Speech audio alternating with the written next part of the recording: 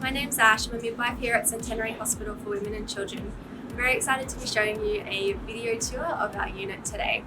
So we've started off our tour at the front of the hospital in the pick up and drop off area.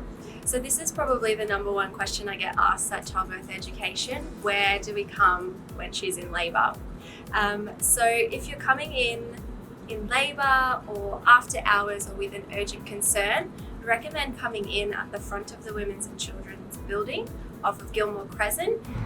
If you're coming in for a planned pregnancy appointment or a planned birth, such as an induction or a cesarean, it's probably better to park over in the multi-storey car park off of Yamba Drive, just as there's longer term parking available there.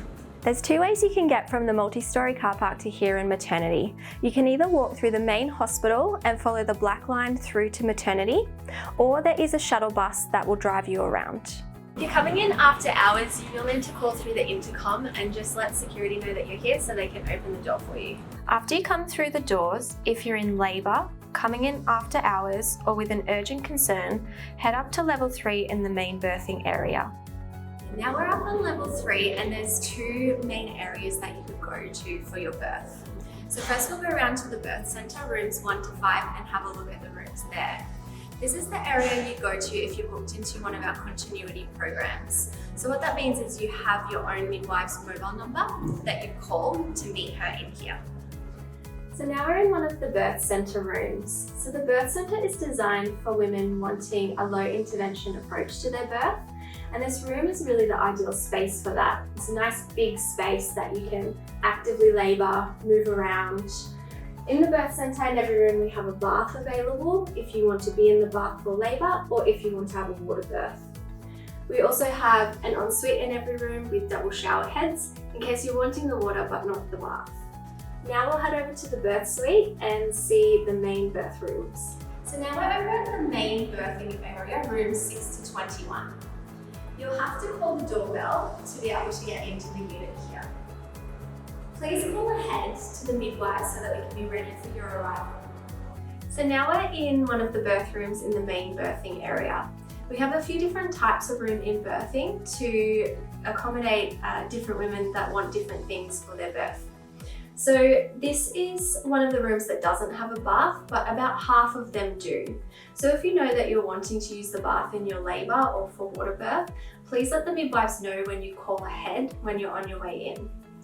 The rooms that don't have a bath, you can see they are still very spacious, a lot of room for actively labouring, but also have the different beds that are a little more versatile for different labour management options.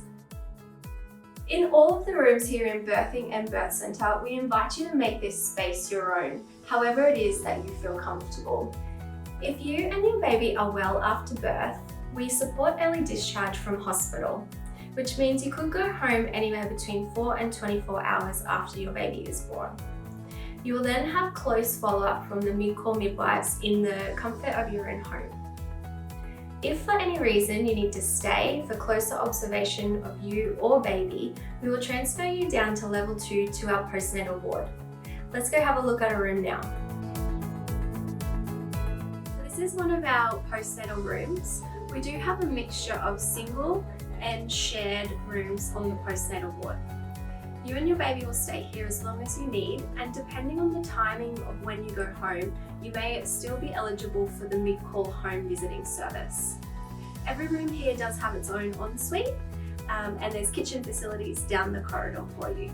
So also here on level 2, we've got the Zuki Cafe, the maternity outpatients, where you'll come for your planned pregnancy appointments, the fetal medicine unit, where you might have scans with a specialist, and also the maternity assessment unit.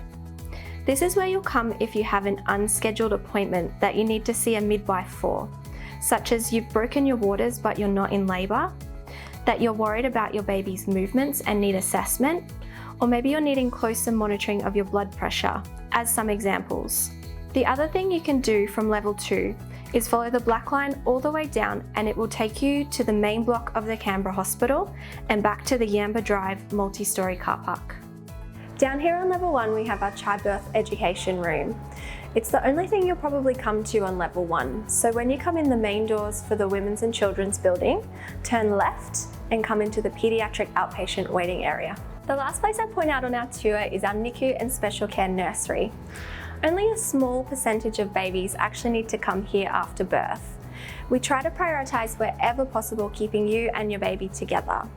But if your baby needs extra care from nurses and doctors, it may happen here in the NICU.